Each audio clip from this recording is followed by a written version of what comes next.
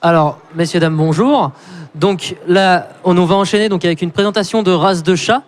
Donc je vais laisser une professionnelle parler, Madame Marie-Josée Tirard, donc éleveuse et juge de chats encore actuellement. Donc je vais vous laisser monter. Et c'est elle qui va vous présenter cette bonne dizaine donc, de races félines. Donc le chat sous tous ses angles. Voilà, donc madame, à vous de jouer. Il fonctionne ? Oui, il fonctionne. Alors, bonjour messieurs, dames et les enfants. Alors, je vais vous présenter différentes races. On va commencer par le sacré de Birmanie. Allez-y, vous montez sur le podium, on va vous les présenter. Puis après, les Maine Coon et norvégiens. Je voudrais aussi les ragdoll. On va commencer par les catégories, ce qu'on appelle les poils mi-longs. Les ragdoll. Vont se mettre à l'arrière les burmises. Le Rex corniche, le bengale et le laperme. On va se passer sur l'arrière.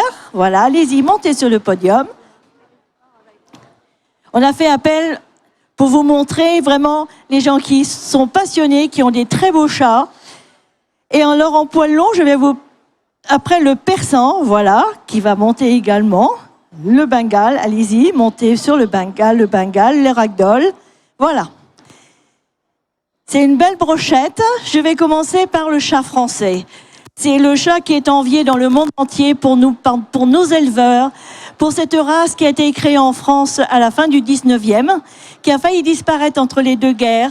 Et grâce à des pionnières comme les sœurs Poirier et Madame Poirier, on a réussi à recréer cette race qui avait pratiquement disparu. Il y a une légende sur le sacré de Birmanie à cause de ses yeux bleus et surtout de ses fameux gants blancs. C'est un chat qui est médium, qui est un poil mi-long, qui ne s'en mêle pas. Il a les yeux très bleus porcelaine de Chine. C'est un chat qui est hyper intelligent. Il n'est pas toujours partageur avec d'autres races. Il est bien avec ses congénères, mais pas toujours avec... par exemple, si vous avez un persan noir, c'est pas la peine. Il est raciste, il n'y a rien à faire. C'est dans ses gènes. S'il a décidé de bouder, il boudera, mais par contre, il a une très grande intelligence. Vous pouvez l'apprendre à marcher en laisse, à marcher à côté de vous, à leur apporter des objets comme un chien. Il vous suivra partout. Vous pouvez l'emmener promener avec vous. Si vous avez quelque chose pour le mettre, par exemple, un panier en repos lorsqu'il est fatigué. C'est un chat qui est très sociable. Il doit connaître tout ce qui se passe dans la maison également et il est très bavard parce qu'il est en fait, il est ce qu'on appelle un color point, c'est-à-dire qu'il a toutes les extrémités colorées et le reste du corps qui est très clair et donc il a des origines siamoises et on sait que le siamois est un chat hyper bavard, voilà. Eh bien le sacré de Birmanie c'est comme ça, il vous parle et selon l'intonation de sa voix, vous savez si c'est bien ou si c'est pas bien. Voilà, c'est comme ça, c'est un peu ça, voilà. Et là, ils sont en train de se jauger tous les deux. Alors, vous avez toute une variété de couleurs, justement, que l'on voit surtout dans l'extrémité.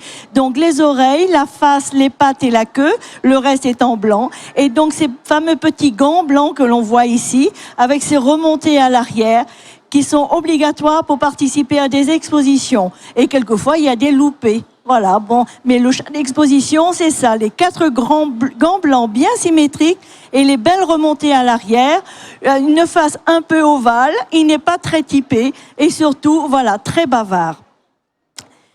Ne pas confondre avec le ragdoll. Voilà, Madame Mousset, je voudrais montrer le ragdoll. Ce qu'on appelle, c'est la poupée de chiffon. Ragdoll, c'est ça. C'est un chat, on peut le confondre avec le sacré de Birmanie parce que vous voyez aussi dans les bicolores, eh bien, ils ont quelquefois les gants blancs. Mais c'est un chat qui est plus long en morphologie, qui est plus costaud, mais surtout qui est hyper souple. Et c'est un chat hyper laxe, et c'est ce qu'on appelle justement la poupée de chiffon, parce qu'on peut le tourner dans tous les sens, on peut l'étirer, voilà, c'est un chat très très laxe, très cool, très gentil. Il peut être manipulé par les enfants, il ne réagit pas, c'est vraiment le chat adorable. Il a, disons, aussi son caractère, mais c'est une autre race, elle est différente. La texture de poil est également différente. Et il a aussi des color points, donc les yeux bleus et les extrémités colorées. Alors, vous voyez le regard, vous pouvez le comparer au sacré de Birmanie, ils sont très proches. Mais le ragdoll est beaucoup plus grand, plus large. Il a une ossature beaucoup plus importante et surtout, il est beaucoup plus laxe. Hein. Le dos est légèrement creusé. Comme disait quelqu'un, un éleveur, c'est le minimum syndical chez le ragdoll. Voilà. Dans la variété des poils mi-longs, on va revenir au Maine Coon. Le Maine Coon c'est un chat du nord des États-Unis. C'est un chat très grand, c'est le plus grand félin domestique au monde. Il peut aller jusqu'à 10-11 kilos pour les mâles. On le reconnaît par rapport aux Norvégiens parce qu'il a les oreilles très haut plantées sur la tête, très larges. Il a ce qu'on appelle une boîte, ici la boxe à l'avant. Et lorsqu'on le regarde de profil, il a un arrondi au front, légèrement curve au niveau du nez. Et sa texture est pas la même que celle du Norvégien. Je vais vous expliquer pourquoi. Mais on peut le montrer. Est-ce qu'on peut le mettre par terre pour vous montrer? C'est un jeune chat, il a quel âge? Il a 3 ans, un peu plus de 3 ans. Voilà, donc il est déjà pratiquement à la fin de sa construction. Vous regardez, on va le poser sur le bord ici parce il est très très grand. Vous voyez, c'est le plus grand félin domestique. Hein. Voilà, c'est un chat très grand, très gentil, très doux. Alors à la maison, eh bien, il faut changer les portes. Hein, changer les clenches, mettre des boutons parce qu'il ouvre toutes les portes. Voilà. Quand vous avez un réfrigérateur, eh bien, il faut verrouiller le réfrigérateur parce qu'il sait comment l'ouvrir. Et voilà, c'est sa taille aussi qui fait ça. Et en comparaison, on va mettre en avant le norvégien. Ne pas confondre le norvégien. Donc c'est le chat scandinave, c'est le chat des Vikings, qui a lui un profil droit, la tête en forme de triangle isocèle, et surtout il a son kawaii. C'est-à-dire que son sous-poil est très dense l'hiver, mais par-dessus, le poil qu'il a sur le dos est imperméable, qui lui permet d'aller sous la neige et la pluie sans se faire mouiller. C'est vraiment très très très bien pour lui. Et il a aussi quelquefois l'utilisation. Hein, c'est le seul chat en qui on peut retourner la queue comme ça sans problème. Et ils s'en servent également pour se protéger. Vous les voyez toujours quand il se promène, il a toujours la queue en panache comme ça. Ça, c'est le norvégien. Et alors lui aussi, c'est pareil. Vous amenez quelque chose à la maison, les provisions, il va vider le sac et voir tout ce qu'il y a dedans. Il veut tout savoir, tout connaître, tout sentir. Vous faites de la cuisine, il est à côté de vous. Vous voulez faire quelque chose, il est toujours derrière vous, à côté de vous. Il veut tout connaître et ils sont aussi très bavards. Voilà, ça c'est le norvégien.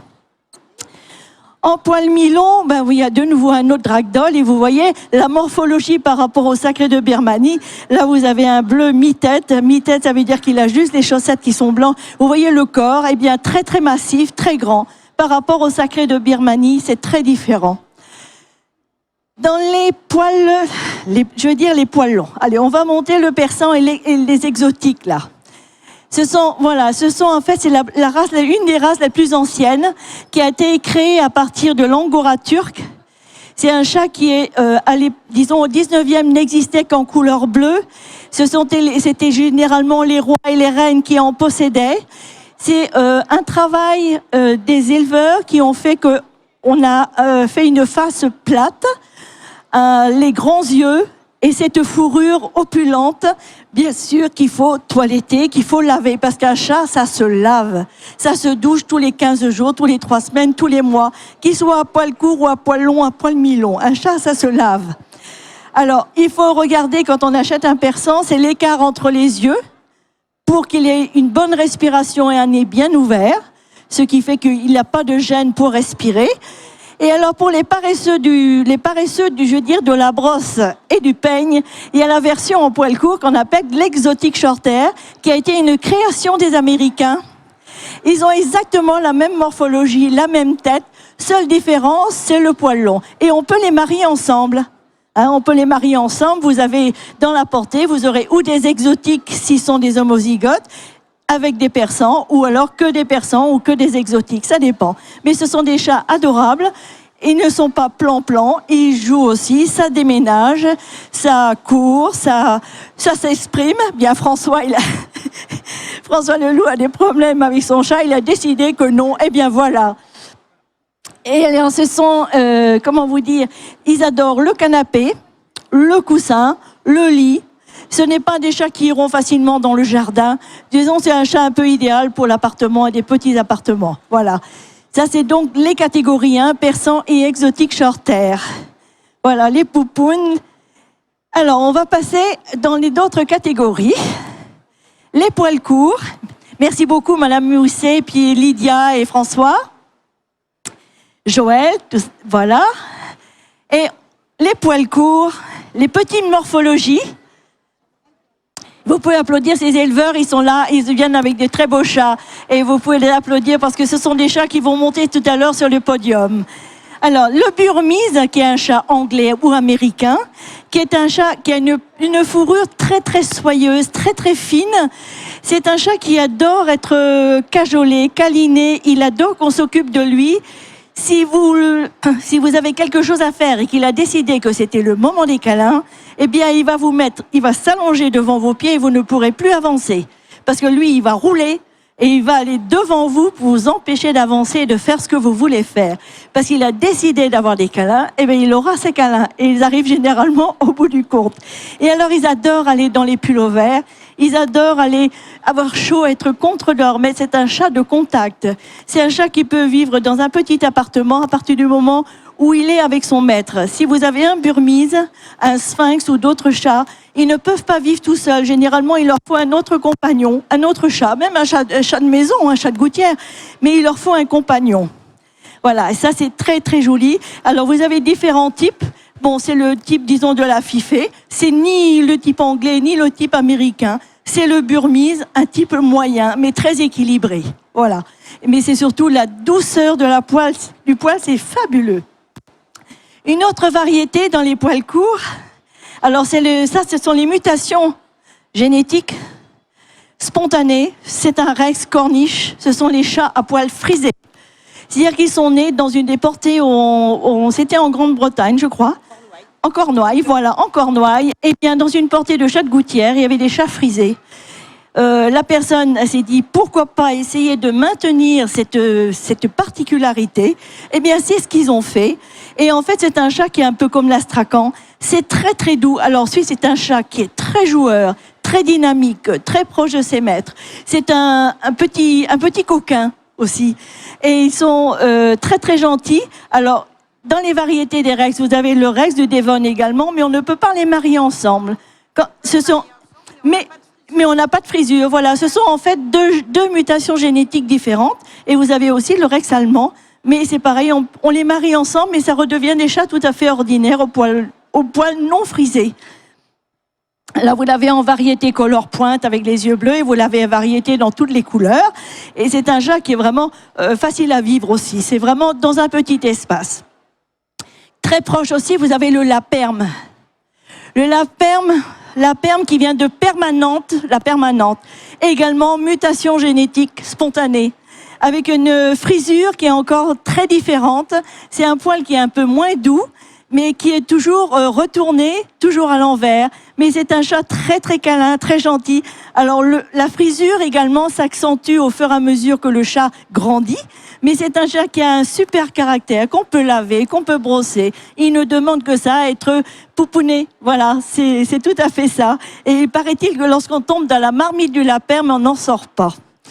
C'est vrai ? C'est tout à fait vrai, voilà.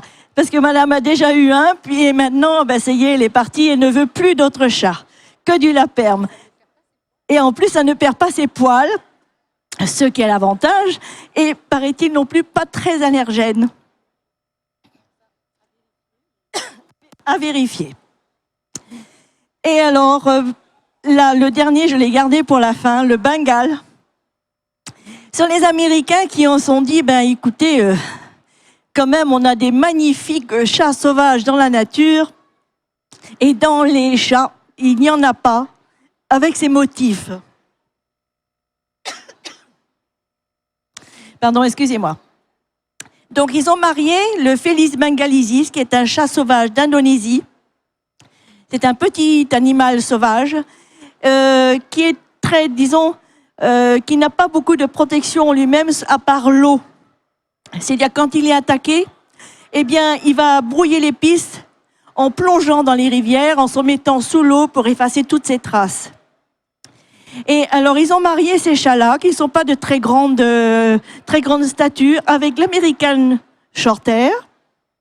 avec le Burmese.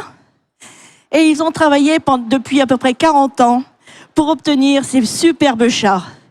Alors, il y a 30 ans, j'ai connu les premiers Bengales. Il fallait les manipuler avec des gants de cuir parce qu'évidemment, ils avaient tendance à mordre, à grogner. Ils n'étaient pas très sociables. Maintenant, ce sont devenus des chats hyper sociabilisés, très gentils, très doux. Et alors, voilà. Et c'est superbe. Et les éleveurs ont travaillé surtout le modèle avec les rosettes. Alors, c'est un chat qui adore l'eau. Si vous voulez prendre la douche, il faut le laisser en dehors de la salle de bain si vous ne voulez pas avoir à le sécher. Il adore également, tout ce qui est objet de jouets à fourrure. Et ça, c'est vraiment c'est fabuleux de les voir courir, sauter et lancer des petites souris en fourrure en l'air et de les rattraper. C'est un chat qui a une potentialité au niveau rebondissement qui est assez impressionnante. Et surtout, il a un regard vert d'eau. C'est magnifique. Et quand il y a un très beau Bengale dans les expositions, généralement, il va jusqu'au bout. Voilà. Il gagne tout, il rafle tout quand ils sont très beaux. Eh bien, je vous remercie d'avoir été à l'écoute de tous nos exposants, de nos éleveurs. Et si vous avez besoin encore d'autres renseignements sur d'autres races, n'hésitez pas à aller de l'autre côté à la rencontre des éleveurs et des exposants. Voilà. Merci beaucoup.